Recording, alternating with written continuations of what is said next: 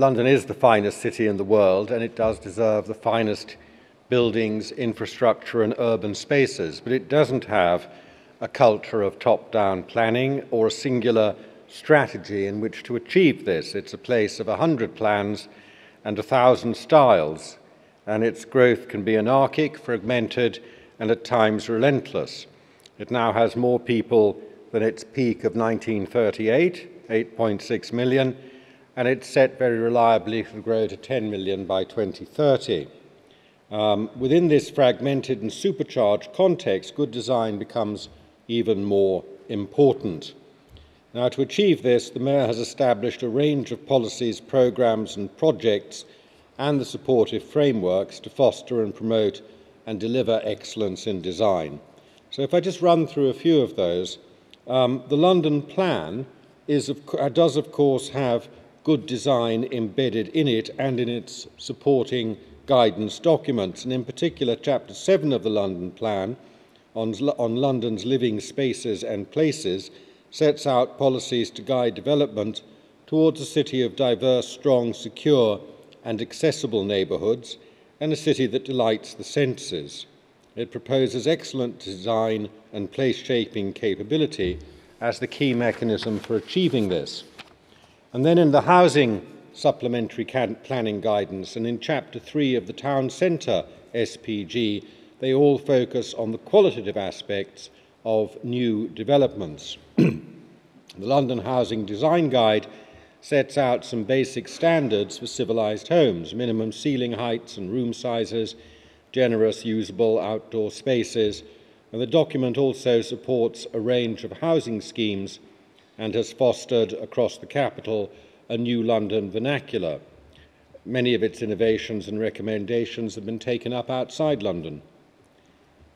As far as investing in housing goes, the Mayor's expressed the desire to put design at the heart of each new home that we built in London, and his most recent investment in housing is being administered through the Housing Zones programme.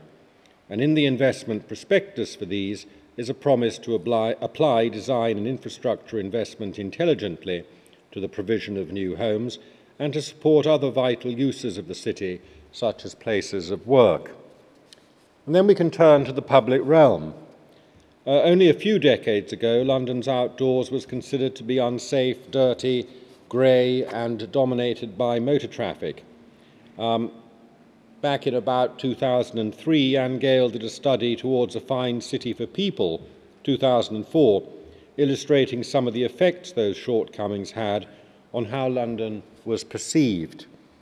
Now, the Mayor's manifesto on public spaces, called London's Great Outdoors, set out to address these conditions and raise the design standards of public realm. But it also informed an investment programme. Between 2009 and 2012, 84 significant outdoors projects were completed across London and £330 million invested by the Mayor, working with local authorities and private developers and others.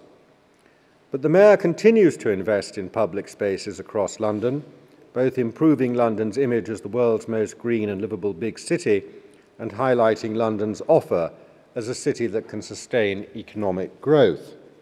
The Mayor's High Street Fund and its predecessor, the Outer London Fund, have utilised design strategies to make these sometimes failing places more welcoming and attractive to investors and visitors alike. They've ensured that high streets are better managed, that empty spaces are reused for a range of activities, and that diverse uses are nurtured and distinct characteristics celebrated. That fund has reached, since 2011, over 80 places, with £150 million, including match funding. There's another 20 million on the way from the London Regeneration Fund that will be launched this summer. Also a competitive programme inviting partners and local authorities to bid for the money. And there's an increasing focus on projects that shape housing growth, everyone recognising that we need to do more to stimulate the development of housing, especially around high streets, and finding innovative ways to provide workspace also for start-ups and small and medium enterprises. The Mayor's Design Advisory Group, which I chair, provides expert advice and advocacy to support design quality across mayoral projects and programmes. It provides the Mayor with a coordinated voice on design excellence. It's also carrying out some work, some think pieces ahead of the next mayoral election, ahead of the change of mayor next May. And it's just worth thinking about what those are, because they address some of the issues that have been discussed earlier today. I don't say they address them and give you definitive answers. They're part of a debate on those issues, but they will contribute to a debate on those issues. One of them is indeed about ageing in London and making the place better. Also challenging the idea that older people, having more older people, means that you end up having more vulnerable people who need more and more support. What about the fact that a lot of people will be older with more leisure on their hands, but will also be more active and potentially more demanding and possibly politically better able to articulate their views, may be interested in starting up their own businesses. Living longer doesn't necessarily mean spending a longer amount of time in a state of dependency and illness. It can mean that you are living longer and running global corporations, who knows? So there's a great mix, great interest in what the changing nature of London's ageing population actually means demographically, but also in terms of the sorts of demands it will place on the city.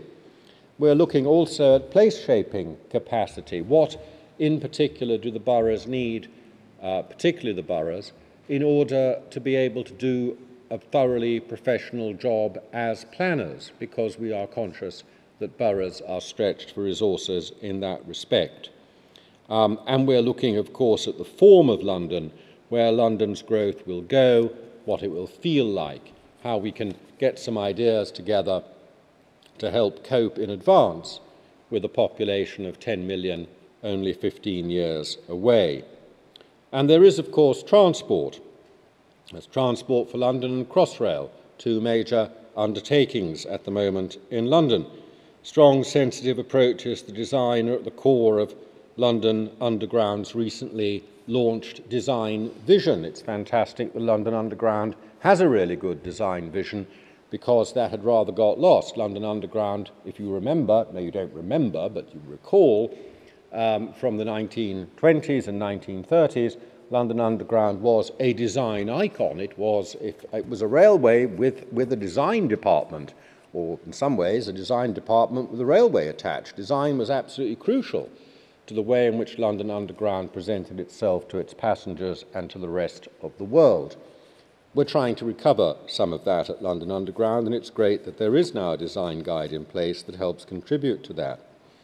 And Crossrail, one of the first transport projects to consider the railway infrastructure in relation to the space around the stations, investing already in making them better places, not only looking better, but operating better as transport interchanges, so that people who are using the stations, either arriving or departing, can get better to the buses and to the bikes, have more bike parking and things of that sort, a nicer walking environment, so that actually they become proper transport interchanges and not merely the leftover space outside the ticket hall and the station box.